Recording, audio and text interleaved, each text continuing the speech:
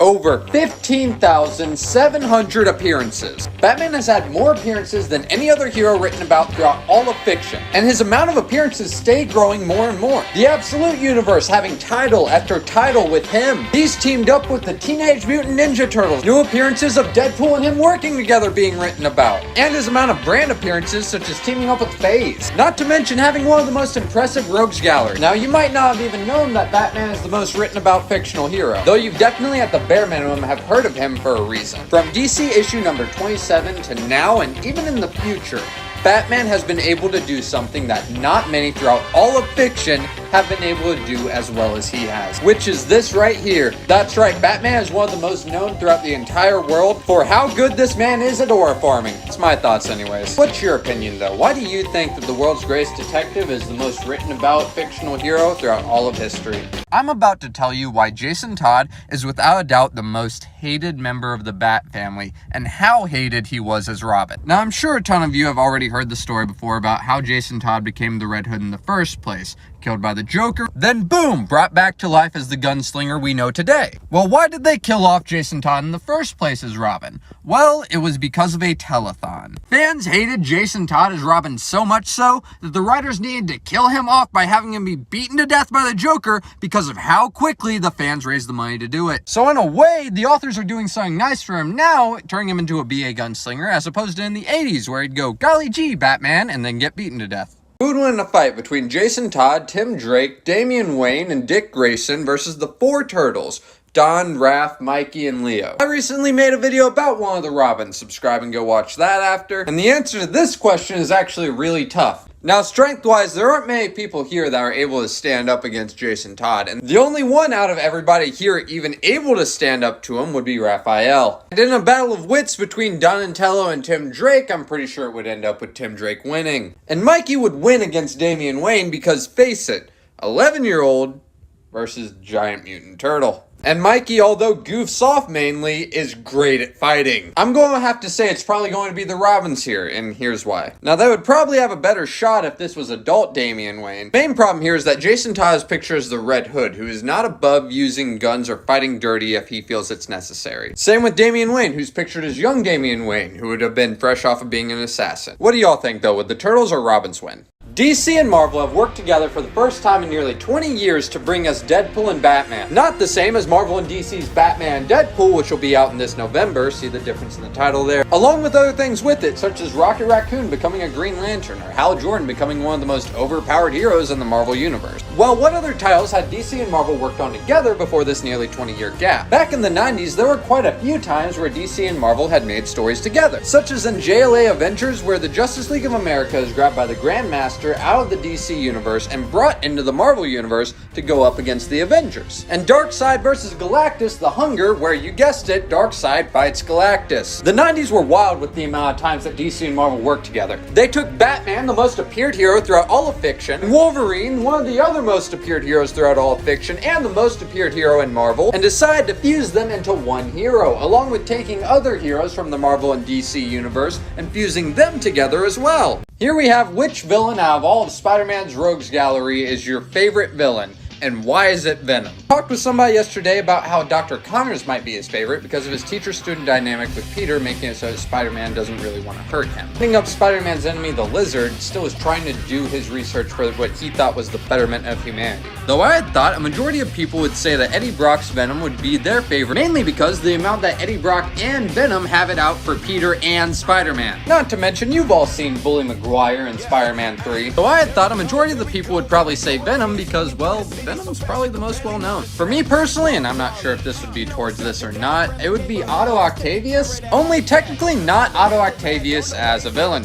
My favorite would still be Otto Octavius, only as Superior Spider-Man. As a villain, though, I've said before that the Kingpin is the most interesting villain in Spider-Man's entire rogues gallery. Normal mob boss who's strong enough to go toe-to-toe with the heroes. Now, what about you? Who's your favorite Spider-Man villain? So I've had this question asked to me in two different ways. With these 6 in neutral territory, who takes over in a day? Now, if it's just within one day, it would be a toss-up between Tombstone and Mr. Negative. Tombstone taking over with raw strength alone, or Mr. Negative taking over with the negativity of everybody else being here. Then I had the question presented to me of who takes over within 1 month. And somebody had told me that Two-Face would be really good at setting the bribes where he needs to and setting the groundwork very quickly. Though Black Mask, Two-Face, and the Penguin only really have Batman and the Gotham Police to worry about. Now think about New York's population. Now understand, the Baxter Building is 2 blocks away from Avengers Tower, which is 2 blocks away from Stark Tower. Not to mention all the heroes in Hell's Kitchen. The Sanctum Sanctorum is near there. Bucky's from Brooklyn. All of the other heroes from Brooklyn. The heroes from Queens, including Spider-Man. And with all these heroes in New York, Fisk's empire grows to where he's still a threat in 2099.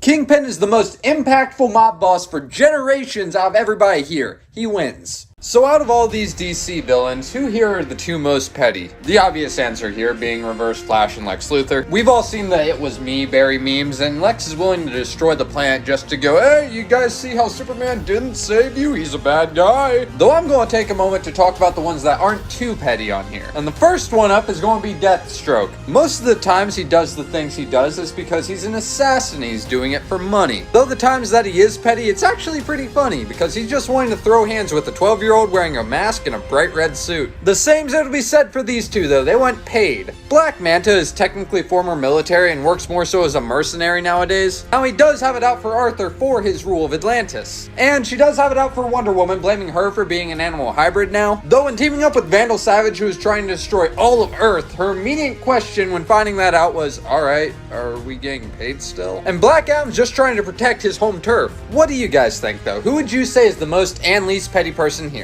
I'm so excited. Rumors have been spread online that Robert Downey Jr. is also going to be playing a Kang variant in Avengers Doomsday. It's me. I'm the one spreading these rumors now. Now, how many people are actually in this photo here of Sentry, Moon Knight, the Hulk, and that's it? I would argue that there's only 3, maybe 4 people in this photo, and here's why. The person pictured here is Sentry, not the Void, and not Bob. Only Sentry is shown here because the Void is not out in that moment. Secondly, the person shown here is Mark Spector, not Jake Lockley, not Stephen Grant. You're able to tell from their outfits. And Khonshu is a deity, not a person.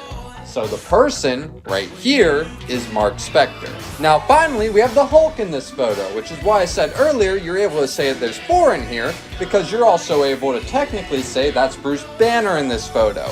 I would argue, though, that you shouldn't say that, and you should only say that there's 3, because then you would have to include the other personalities, such as Claw and Joe Fixit. How many would y'all say are in this photo, though? Oh my god, Drax is here, too. I didn't even see him. He hasn't moved at all this entire time.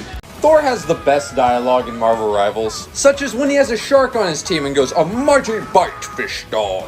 I had noticed some pretty niche dialogue between him and Ratatoskr in the park map, where Thor's asking Ratatoskr about the parks and goes, "So since my banishment, who's been protecting this realm while I was gone?" To which Ratatoskr responds that a frog had been protecting the park for them. The funny thing about that though, and why it's such a niche reference, Thor Frog actually exists. That's right, Throg is a frog who is worthy of wielding Mjolnir, meaning he gets the abilities of Thor. And it's so neat to me that they would reference him in the game. One of my other favorite dialogues was one from Season 0 and in the beta that I think they might have gotten rid of. It was one between Luna Snow and Tony Stark, where Luna would ask Tony for his autograph, to which Iron Man starts fangirling back and asks her for her autograph. And I've talked before about how I'm excited for the arrival of Daredevil and want to hear the dialogue between him and the Punisher. Marvel Rivals is full of great dialogue. What about you? What's some of your favorites? I want to see this from Marvel Rivals. I think they should add Forget-Me-Not into the game. Now, if you have no idea who Forget-Me-Not is, or forget who he is, I don't blame you. Sometimes the writers even forget who he is. Forget-Me-Not is a mutant, and one of the X-Men. Now, he's been with the X-Men the entire time. Though Forget-Me-Not's mutant ability makes it to where he's not able to be remembered through any form of media, as well as the second he's done talking with you or interacting with you, he's entirely forgotten. It also results in him being one of the most undetectable heroes throughout all of Marvel, not receiving praise for the things he does or the sacrifices that he makes. And the only workaround for anybody knowing that he's there is Xavier putting a ping inside of his head every few minutes to remind him that Forget-Me-Not's a mutant that exists. So how would I want Marvel Rivals to implement him into the game? Give him only 2 abilities and a gun. The second he's done shooting or interacting with anybody, make him entirely invisible to either team. Your team's not able to heal him since they don't see him. People that need health would wander over to the Mega Health Pack and go, "Where to go? I swear no one was over here." Then boom, Forget-Me-Not out of nowhere. Tell me what y'all think though.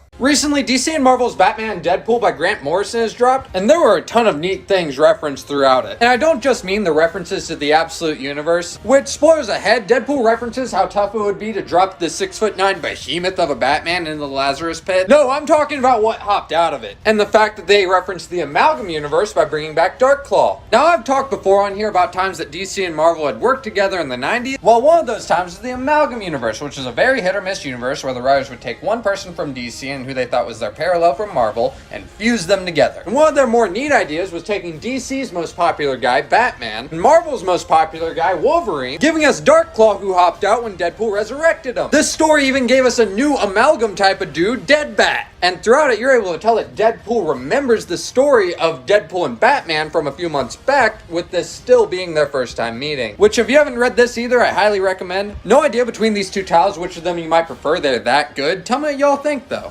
Having the ability to pick whatever bat suit you want, which one would you pick? Now, you'll notice behind me only 4 Batman suit variations, though I'm asking any bat suit in general, meaning even the Hellbat is a viable option. Or Zor-Anar Batman's bat suit. Or even the silly ones such as Rainbow Batman. You're even able to pick Zebra Batman if you want, though I wouldn't put it past anybody from wanting to pick the Arkham suits because you would be able to pick bat nipples. And that one's technically interchangeable. For me personally, I would pick the Batman Lantern suit. And no, I don't mean the Green Lantern suit. Even though the Hellbat is arguably the strongest bat suit and was able to put an absolute beat down on Darkseid, I would pick White Lantern Batman's bat suit because the White Lantern ring, which is included in the ensemble, would be stronger and better utilized than the Hellbat. Which would also mean I have the power of all the other rings put into one. Go with Absolute Batman, you'd get a battle axe out of it. What about you? What bat suit would you want?